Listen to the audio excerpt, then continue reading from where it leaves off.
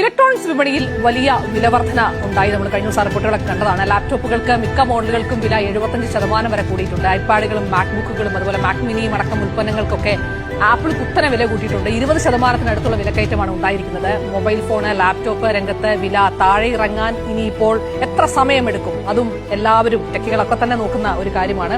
2025 അവസാനം മുതൽ നമ്മൾ കണ്ടു തുടങ്ങിയാണ് വില മുകളിലോട്ട് പോകുന്ന ട്രെൻഡ്. ചെറിയ മൊബൈൽ ഫോണുകൾക്കടക്കം വില കൂടി 40,000 താഴെ ഒരു നല്ല ഫോൺ കിട്ടാനില്ലാത്ത സാഹചര്യമാണുള്ളത്. അപ്പോഴൊക്കെ ആപ്പിൾ പിടിച്ചെന്നത് അവരുടെ ബൾക്ക് ഓർഡറും പർച്ചേസ് പവറും കാരണമായിരുന്നു. കാരണം അവർ പറഞ്ഞത് ഒരു പരിധിവരെ ഞങ്ങൾക്ക് ഈ വില അബ്സോർബ് ചെയ്യാൻ പറ്റും, ഒരു പരിധിവരെ വില കൂട്ടാതെ മുന്നോട്ട് പോകാൻ പറ്റുമെന്നായിരുന്നു അവർ പറഞ്ഞുകൊണ്ടിരുന്നത്. അതുകൊണ്ട് തന്നെ ഇടക്കാലത്ത് ഏറ്റവും മികച്ച ഡീൽ എന്ന് പറയുന്നത് ഒരു ആപ്പിളിന്റെ ഫോൺ എടുക്കുക, അല്ലെങ്കിൽ ആപ്പിളിന്റെ ലാപ്ടോപ്പുകൾ, ബഡ്ജറ്റ് ലാപ്ടോപ്പുകൾ 1,00,000 താഴെ വരുന്ന ലാപ്ടോപ്പുകൾ എടുക്കുക എന്നതായിരുന്നു.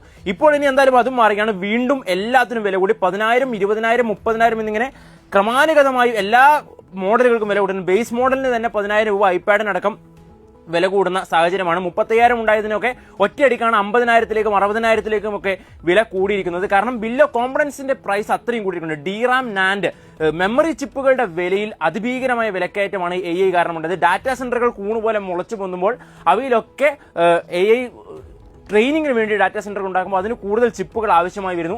ഈ ചിപ്പുകൾക്ക് വേണ്ടി വൻകിട AI കമ്പനികൾ റാം മാനുഫാക്ചർമാരെയും മെമ്മറി ചിപ്പ് മാനുഫാക്ചർമാരെയും കൂട്ടത്തോടെ ബ്ലോക്ക് ചെയ്യുന്നു.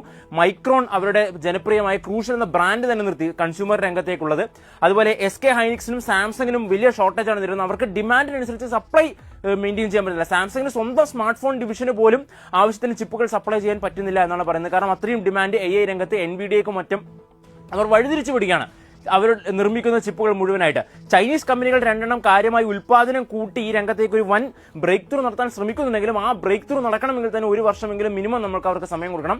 അതുകൊണ്ട് തൽക്കാലത്തേക്ക് 2027 വരെ വില കുറയുമെന്ന് ഒരു പ്രതീക്ഷയും വേണ്ട. 2025 അവസാന പാദത്തിൽ നിന്ന് 2026 ഈ പാദത്തിലേക്ക് സാമ്പത്തിക വർഷം ഈ ഘട്ടത്തിലേക്ക് എത്തി നിൽക്കുമ്പോൾ 50% വരെ വില വർധന കോമ്പണന്റുകൾക്ക് ഉണ്ടായതുകൊണ്ട് തന്നെ ബഡ്ജറ്റിൽ ഒരു ലാപ്ടോപ്പ്, ബഡ്ജറ്റിൽ ഒരു ഫോൺ എന്നീ ചിന്തകൾ കുറച്ചു കാലത്തേക്ക് മാറ്റിവെക്കേണ്ടി വരും.